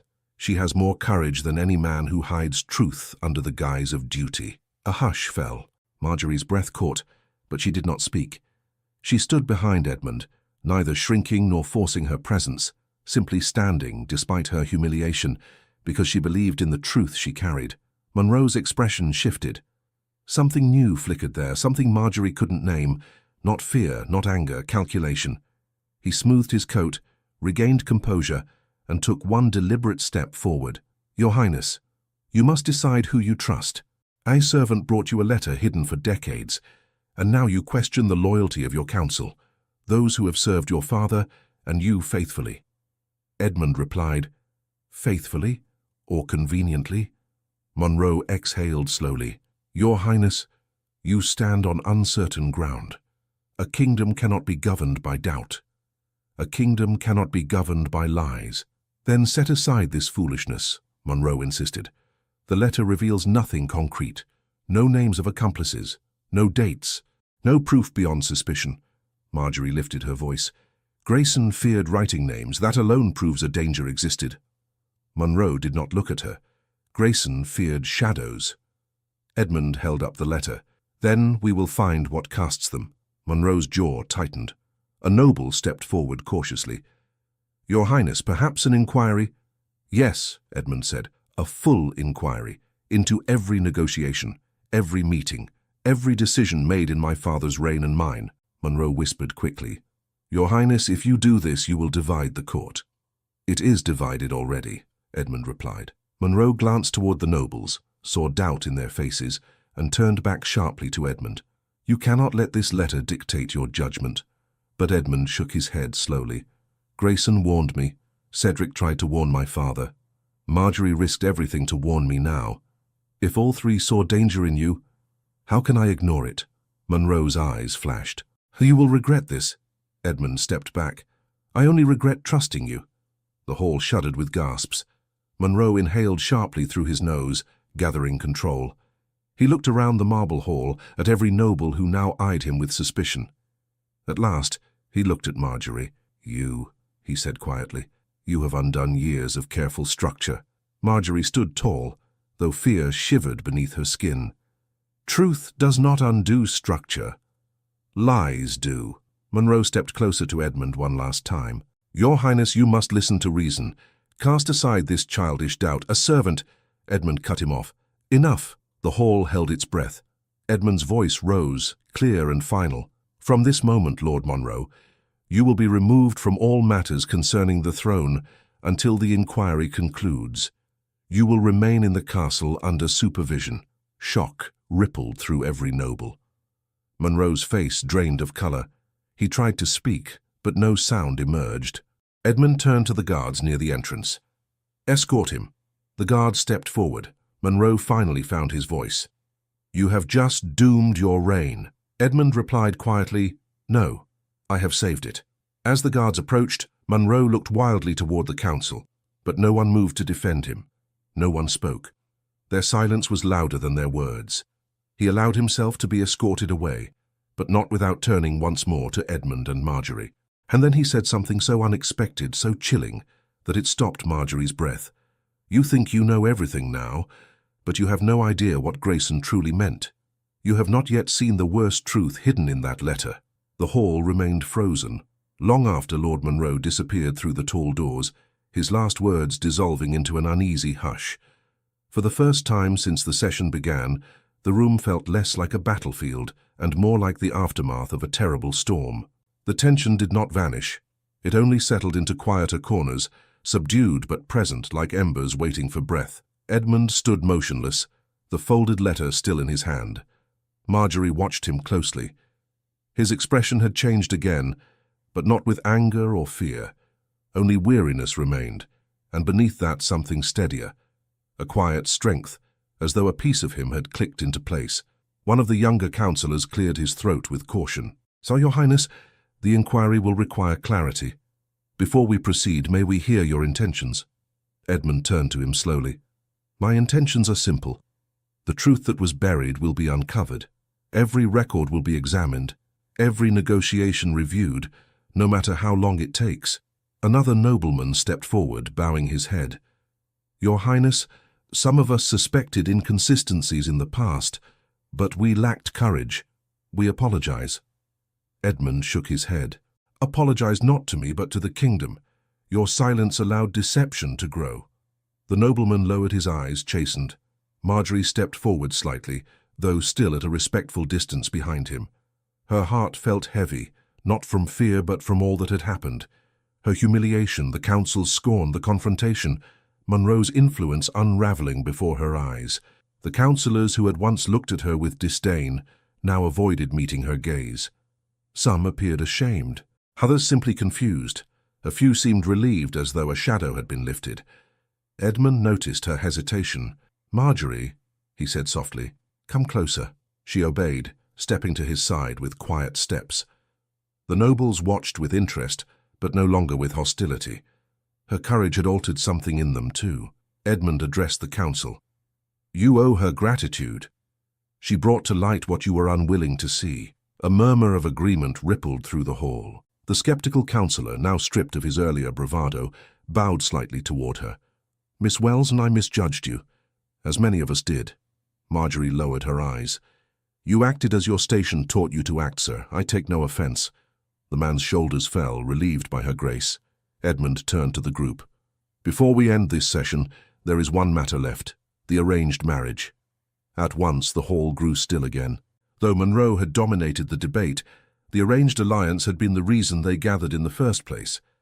And now, after everything revealed, that simple question, yes or no, still hung unanswered in the air. One noblewoman spoke up cautiously. "Your Highness, with Monroe removed and the inquiry ahead, do you still intend to give your answer today?" Edmund lifted the letter, holding it between his fingers. "This letter changes everything. The alliance may have been built on manipulation. Grayson warned that such obligations were crafted to trap the future heir. If that is true, then accepting the marriage would chain me to a false foundation." Another councillor spoke gently. "Your Highness, declining the proposal will shift our political standing, but we accept your judgment." A few nodded in support. Others followed their lead, slowly but sincerely. Marjorie watched Edmund carefully. His gaze was calm, not rebellious, not frightened, but certain. He was no longer a prince pushed by currents he did not understand. Something in him had settled. He seemed himself. He turned once more toward the nobles. "I will not accept the arranged marriage, not today, not ever." No gasps followed this time, only quiet acceptance. The older councillor bowed deeply. "Then we shall support your will, Your Highness." Edmund nodded. "The kingdom will seek alliances honestly, not through forced bonds." The councillors murmured in agreement. Marjorie felt a quiet swell of emotion, pride, relief, and something warmer she did not dare name. A noblewoman approached Edmund cautiously.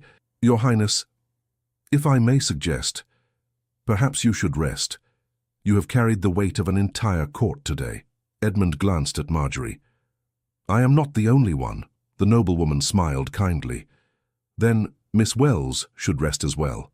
She has endured much." Marjorie looked down again, remembering the crushing humiliation she had felt earlier, but now it no longer consumed her. Something else had taken its place, a sense of purpose. Edmund gently extended the parchment toward the noblewoman. "Take this to the royal archivist, under guard. It must be studied by experts compared with all documents from Grayson's era." The noblewoman accepted it with reverence. "Of course, Your Highness." A guard stepped beside her, ready to escort her safely. As the council resumed quiet discussions about the steps ahead, Edmund turned to Marjorie. "You spoke truth when you believed no one would hear you. That alone is rare," she whispered. "I only wished to protect you." He looked at her with a warmth he did not attempt to hide. "You did." Marjorie felt her breath catch lightly. She was used to being unseen, or at best tolerated. But Edmund saw her, for who she was, for who she had chosen to be today. A young noble approached, bowing politely. "Your Highness, Miss Wells, forgive my earlier doubts. It seems I judged too quickly." Marjorie nodded. "Thank you, sir." Another councillor approached next. "Your courage was unexpected. We will remember it." She bowed her head, taken aback by the sincerity. As the nobles slowly dispersed, some lingering in small groups, others leaving to carry out Edmund's commands, the marble hall began to regain its breath. The storm had passed, leaving behind a quieter, clearer air. Edmund looked at Marjorie one last time. "Come, let us walk a moment, away from all this noise." Marjorie hesitated. Your Highness, is it proper for me to walk with you now? He smiled softly. Proper or not, I would wish it. She swallowed, touched by the honesty in his voice. Then I will. They stepped through the tall doors together. The corridor beyond was empty and calm, a stark contrast to the frenzy of the hall. Their footsteps echoed gently as they walked side by side. Edmund spoke first. I meant what I said. You carried a burden meant for no one of your station. Marjorie kept her hands clasped. I only carried what fate placed in my path, and you carried it well, he replied. She glanced at him. Your Highness, I feared I humiliated you today. You saved me today. She looked away, overwhelmed. Most would not say so. He stopped, turning toward her fully. Most do not matter. The words stole her breath. She opened her mouth to speak, but he shook his head gently. Not yet, we have time, and I would rather allow this moment to rest. Marjorie nodded. Yes, Your Highness. He walked her to the end of the corridor, where a large window overlooked the gardens far below. Evening light softened the stone around them. Marjorie, Edmund said quietly, I will call for you again soon. For the first time all day, she smiled. Small, shy, but real. I will come when you call. He nodded once as though anchoring her words in his heart. Then he stepped back, allowing her space to return to her duties, though neither wished to part just yet. Marjorie curtsied gracefully. Thank you, Your Highness, for believing me. Edmund's voice lowered. It would have been impossible not to. She turned to leave, but he called softly after her. Marjorie, she looked back. Your courage will not be forgotten. She felt the words settle gently over her. Nothing sharp, nothing humiliating, only sincere warmth. Warmth she had longed for without knowing it. She bowed her head. And neither will your kindness. With that, she walked down the corridor, her steps lighter than they had been all day. Edmund watched her go, his expression softening further. Around him the castle began to shift into the evening's quiet. The court was calmer, the council subdued, the storm ended. The inquiry would begin soon. Truth would emerge, and the path ahead, uncertain hours ago, now felt clearer.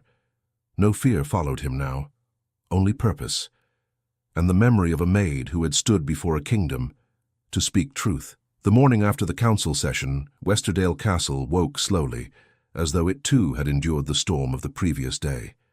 Servants moved with quieter steps. Guards spoke in low tones. Nobles crossed corridors with unusual politeness, as if mindful that truth now walked the halls more boldly than titles. Marjorie Wells kept her gaze lowered as she moved through the servants' wing, though her heart refused to stay as calm as her steps. She had expected scolding, whispers, perhaps even punishment for having stood in the marble hall. Instead, other maids watched her with wide eyes, some curious, others admiring. When she reached the eastern corridor, Mrs. Harrow, the sternest housekeeper in the castle, paused before her. You caused quite the commotion, the older woman said. Marjorie lowered her head. I am sorry if I brought trouble. Mrs. Harrow shook her head. Trouble? Perhaps, but courage as well. She leaned closer. I saw many nobles yesterday. None stood as tall as you. Marjorie blinked, startled. I only did what I believed was right. The housekeeper whispered. And may the heavens reward you for it. Marjorie curtsied softly and continued down the corridor, her thoughts spinning. She had expected shame to cling to her after what she endured, yet something lighter followed instead. Hope. She reached the window overlooking the gardens. The winter sun filtered through pale clouds, casting soft light over the frosted hedges below. The memory of Edmund walking beside her returned with quiet force, the sound of his voice, the steadiness in his gaze, the warmth in the silence that wrapped around them. She pressed a hand to her apron. Do not dream foolishly, she whispered to herself. He is a prince. You are a servant. But her heart did not obey. A soft footstep approached behind her. Miss Wells. She turned so suddenly her cap slipped slightly. Edmund stood before her, dressed plainly for once. No ceremonial coat, no council robe. Only a dark waistcoat, and the posture of a man no longer carrying the weight of deception on his shoulders. She curtsied immediately. Your Highness, forgive me. I did not hear you. That is because I wished not to startle you, he said gently. And yet I fear I have. No, Your Highness, she said quickly. I'm only surprised to see you. He stepped to the window beside her. I asked where you were. A footman said he saw you walk this way. Was something needed? She asked, unsure how to stand, how to breathe. Yes, he said. Something very important. She felt her pulse quicken. He rested his hand lightly on the window's wooden frame, gazing out at the gardens. You saw the council yesterday. You saw the fear, the doubt, the pride. You saw how easily men twist truth into something less than it should be. I did, she said quietly. And you also saw, he continued, that truth can survive even the loudest attempts to silence it. Marjorie exhaled softly. Because you chose to hear it. He turned to her. Because you chose to speak it. Her breath caught. Edmund's voice held warmth. No, more than warmth. A tenderness that made her stomach flutter. He took a step closer. The archivists began their work early this morning. The letter is genuine. The handwriting is Grayson's. The seal matches Monroe's earlier ring precisely. They found earlier drafts in the archives. We have proof now. Marjorie felt relief wash over her. Then the kingdom is safe from the deception. Edmund nodded. Because of you. She shook her head. I did nothing more than any good subject would. Edmund's eyes softened. Most would not have dared interrupt a royal session. You did. Marjorie looked down, her voice quiet. I feared doing nothing more than I feared speaking. I understand, he said, and I admire you for it. Her heart stumbled. Edmund stepped closer again, so close she felt the warmth of his presence before she lifted her head. His voice lowered, no longer formal, no longer distant. Marjorie, I made a choice yesterday. Many choices, in truth. But one remains unfinished. She swallowed. Your Highness? I dismissed the arranged marriage, he said. Not because of politics, but because it was never mine to choose. It was forced upon me. She nodded, not trusting her voice. I realized something as I read Grayson's words, he continued. Love cannot be commanded, not by treaties, not by counselors, not by expectation. Marjorie stepped back slightly, feeling her heart race. Your Highness, you deserve someone of equal station, someone who can serve beside you. He shook his head. I deserve someone true. Marjorie closed her eyes briefly, bracing herself. And I am not. You are precisely that, he interrupted softly. She opened her eyes. He looked at her the way he had at no one else, steadily, openly, with a feeling she could not name without trembling. You brought me truth, he said. You stood alone in a hall filled with those who dismissed you. You saved me from a marriage built on deception. You saved the kingdom from a chain it would have carried for generations. And you expect me to believe you are unworthy. Marjorie's hands trembled in her apron. Your Highness, the world will not accept. The world has accepted far worse, he said gently, and far less noble. Marjorie's breath trembled. But I am a maid, and I am a man, Edmund replied quietly. One who would choose you 1,000 times over. She looked away, afraid of the tears gathering in her eyes. Edmund reached out carefully, not touching her, but offering his hand near hers. Marjorie, look at me. She did. Tell me truthfully, he said. If you could choose without fear, without consequence, what would your heart say? Her lips parted, but no sound came. The truth surged painfully inside her, battling every warning she had ever learned about station and propriety. Your Highness, I cannot— Yes, you can, he whispered. Speak only to me. No throne, no titles. Just a man asking a woman for honesty. Her chest rose with a trembling breath. My heart it would choose you. His breath caught. A quiet smile touched his lips, not triumphant, not arrogant, but deeply relieved, deeply moved. And does it frighten you? He asked softly. Yes, she whispered. Then we are frightened together. Her eyes warmed with emotion. But what of the council, the kingdom? They will never accept— They will, he said, because I will accept nothing less than truth. I will not marry for treaties. I will not love for duty. I will stand beside the woman who stood beside me when no one else dared. Marjorie shook her head slightly, overwhelmed. Your Highness, I have nothing. No fortune, no land, no name. Edmund stepped closer, his voice deep and certain. "You have courage. You have honor. You have a heart capable of loyalty without reward. Tell me, what treasure could exceed that?" She felt emotion rise in her throat. "I do not know what to say," he answered softly. "Then let me speak." He extended his hand fully now, bridging the small space between them.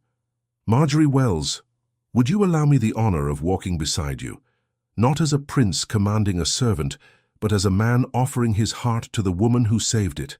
Marjorie froze. Her breath stumbled. Her tears gathered. Her heart surged in her chest with a force she could not control.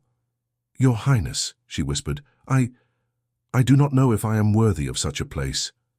Edmund stepped even closer, his voice low and steady. "You are worthy of every place in my life." Her tears slipped free at last. She lifted her trembling hand, hesitated, and then placed it gently in his. Edmund exhaled with quiet relief, as though her hand had anchored him to the earth. He closed his fingers around hers, warm and reassuring. "That is all I wished to hear." Marjorie wiped a tear with her free hand. "What will happen now?" "I will propose a new future," Edmund said. "One chosen freely, one built on truth." He paused, his voice softening further. "My mother would have loved you. She always told me the heart knows what the crown often forgets." Marjorie tried to smile through her tears. "And what does the heart remember?" Edmund stepped close enough that the faintest warmth of his breath brushed her cheek. "That love is the only crown worth wearing." Her heart fluttered at the words. "Marjorie," he said, "walk with me in the gardens." She nodded, unable to form words. He led her through the corridor, down the staircase and into the winter air. The palace gardens stretched wide and quiet, touched with frost and early sunlight. The hedges glimmered faintly, as though the world itself prepared to witness what came next. They walked along the stone path in silence at first. Marjorie felt the delicate shift in the air, something tender replacing the tension that had ruled the castle for days. When they reached the center of the garden, Edmund turned to face her. "Yesterday I nearly lost myself to duty. Today I choose freedom." Marjorie looked up at him, eyes shining. "You choose truth. I choose you." A soft breath escaped her lips. Edmund stepped close enough that their hands brushed again. He took hers gently, holding it with quiet reverence. "Marjorie Wells, you gave me courage. Now allow me to return it." She whispered, "How?" "By asking you this," he said. "Will you walk beside me, not as a servant, but as the woman I love?" Marjorie gasped softly. She covered her mouth with her free hand, overwhelmed. Tears slipped freely now, gentle and warm. "Love," she whispered, "you love me with my whole heart," he said simply. Her voice broke. "Your Highness, I love you as well. I have tried to deny it, but I cannot." Edmund drew her into his arms slowly, giving her every chance to pull away. She did not. She leaned into him, feeling the warmth, the certainty, the impossible tenderness she had long feared to imagine. He held her carefully, as though she were something precious, something irreplaceable. "I will announce it to the council tonight," he murmured, "and to the kingdom soon after. The prince will marry not a noblewoman chosen by treaties, but the woman who brought truth to light." Marjorie shook her head softly. "I cannot become a princess." "You can," he whispered, "because a princess is not born. She is chosen, and I choose you." Her tears fell again, but this time they held no fear, only relief, only love. He lifted her chin gently. "May I kiss you?" She nodded, breathless. He lowered his head, pressing his lips softly to hers, slow, tender, filled with everything neither had dared say before. A kiss of truth, a kiss of promise, a kiss that carried their future within it. When they parted, Marjorie leaned against him, her eyes closed, her heart full. Edmund held her close, his voice warm against her hair. "We will walk this path together. No treaties, no lies, only love." Marjorie smiled through her tears. Only love. And in the quiet winter garden of Westerdale Castle, the prince and the maid began a life chosen freely, bound not by power or expectation, but by the simple, unbreakable truth of their hearts. Thank you so much for listening to this story all the way to the end. We hope it moved you as much as it moved us while telling it. We'd love to hear your thoughts. Leave us a comment telling us where you're listening from and what you liked the most. Rate this story from 0 to 10. What score would you give it? If you enjoyed this story, don't forget to subscribe to the channel and leave a like as a show of support. That really motivates us to keep creating and sharing more stories full of emotion and life lessons. And before we go, we want to remind you that an exciting and heartwarming story recommendation will appear on the final screen. If you'd like to enjoy it, just click on the video. Thank you once again for being here, and we'll see you in the next story.